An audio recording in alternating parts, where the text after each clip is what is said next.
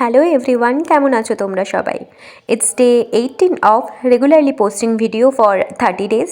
আজ বৃহস্পতিবার আর সারাদিনটা বাড়িতেই থাকবো, তাই সকালবেলা উঠেই বিছানাপত্র গুছিয়ে জলের গ্লাস হাতে চলে গেলাম বাগানে ঘুরতে।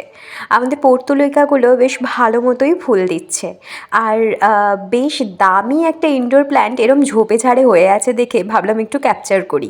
এই দেখো সেই গাছটা, বেশ দাম দিয়ে কিন্তু নার্সারি থেকে এগুলো কিনতে হয়। কিন্তু আমার ওই রোদ্দুরে ঘুরেও শীত কাটছে না, তাই ঘরে বসেই রোদ্দুরের খোঁজে জানলায় উঁকিঝুঁকি মারছিলাম, এই আর কি। আজকের লাঞ্চ প্রিপারেশনটা নিজে নিজেই করব, শুধু লাঞ্চ নয়, লাঞ্চ ডিনার দুটোরই করে রাখবো একটু বেলার দিক করে।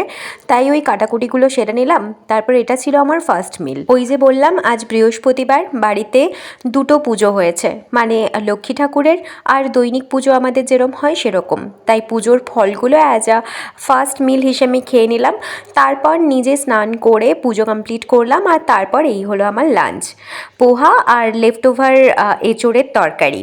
তারপর দুপুরবেলাটা কেটেছে প্রচুর গল্পের সাথে, নিজের ভিডিও ভাই দেখছিল তো সেটা একটু ক্যাপচার করলাম। আর এখন রোদ্দুরে এরম ঠাম্মার কাছে মাথায় বিলি কাটতে কাটতেই দুপুরটা কেটে যায় বেশিরভাগ সময়।